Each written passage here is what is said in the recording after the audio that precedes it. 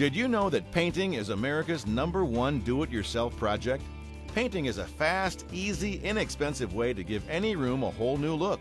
In the next few minutes, we'll share some tips to help you get great results on your next paint project. Before you buy your paint, determine the square footage of the area to be painted.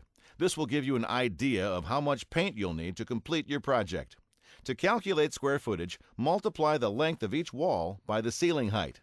Add those areas together, then subtract the area of each window and door from that total. For example, if you had a 10 by 14 foot room with 8-foot ceilings and no windows, you'd have two 80 square foot walls and two 112 square foot walls, for a total of 384 square feet. The room also has a standard-sized doorway with an area of about 21 square feet, so we'll subtract that for a grand total of 363 square feet. The general rule for paint coverage is about 400 square feet per gallon, so you would need about 1 gallon of paint to cover the room in our example. If you applied 2 coats, you'd need twice as much paint, so you'd need 2 gallons total. Coverage estimates sometimes vary, so check the paint can for verification. As a general rule, plan on applying 2 coats of paint. In some situations, and with some paint formulas, you may be able to get by with just 1, but you'll usually need 2 for best results. Higher quality paint formulas tend to contain more pigment, which means better coverage in fewer coats. That's especially important to consider if you're drastically changing the wall color or if you're using a very dark or vivid color. Don't underestimate how long your paint project will take. Preparation is just as important as the actual painting. Many people find it's easier to do as much of the prep work as possible the day before painting. Once you finish painting, allow at least 24 hours for the final coat to dry before moving furniture back into the room. You'll also want to allow a couple of weeks for the paint to completely cure before washing or wiping the walls. Before you paint, make sure you have all the tools and supplies you'll need. It's no fun to have to stop painting, clean up, and rush back to the store because you ran out of painter's tape or can't find your edger. Our employees can help you ensure that you have everything you need before you head home. Don't leave furniture in the room during your paint project if you can help it. Painting is much faster and easier when you don't have to work around sofas or other large furnishings.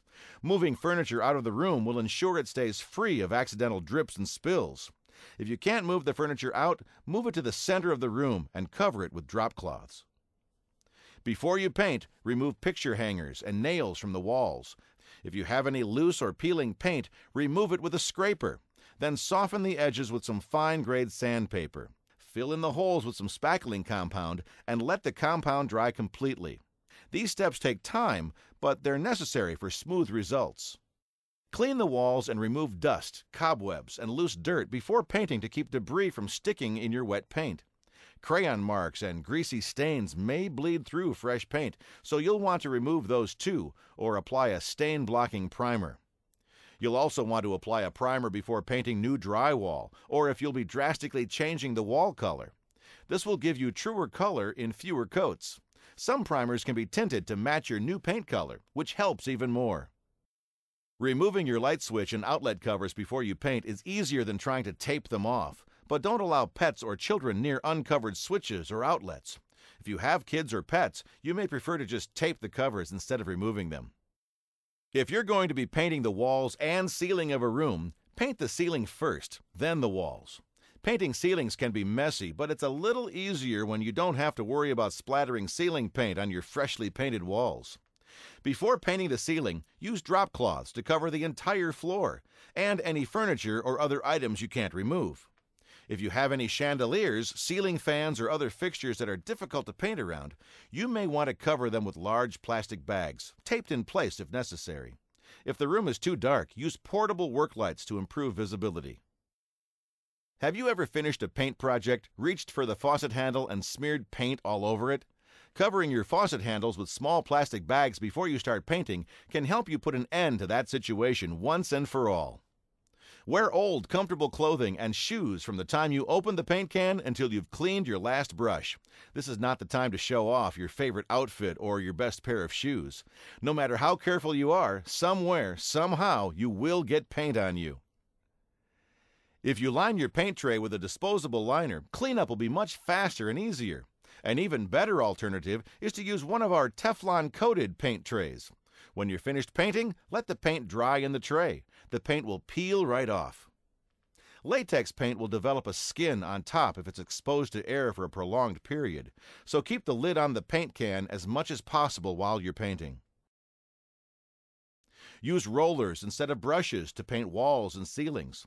A roller allows you to cover larger areas in less time. Plus, it won't leave brush marks, so you'll get smooth, even results. Follow a zigzag pattern with the roller, going back over each area several times to ensure complete coverage. The more slowly you work, the fewer spots you'll have to touch up later, so take your time. Allow a couple hours of drying time between coats of paint. If you're painting a large room, you may be able to start applying your next coat right away, provided you start the second coat where you began the first one and work in the same direction. Drying time will vary depending on paint formula, temperature, and humidity. After you're done applying your final coat of paint, promptly remove the painter's tape. Be careful when you remove the tape so as not to transfer any wet paint from the tape onto anything else. Clean your brushes and rollers immediately after you're done with them. If you wait until the paint dries, it will be much more difficult, if not impossible, to get them clean. If your project will take more than a day, or if you're stopping for lunch for a break, place your brushes and rollers inside plastic bags. Press out as much air as possible, then seal the bags until you're ready to resume work.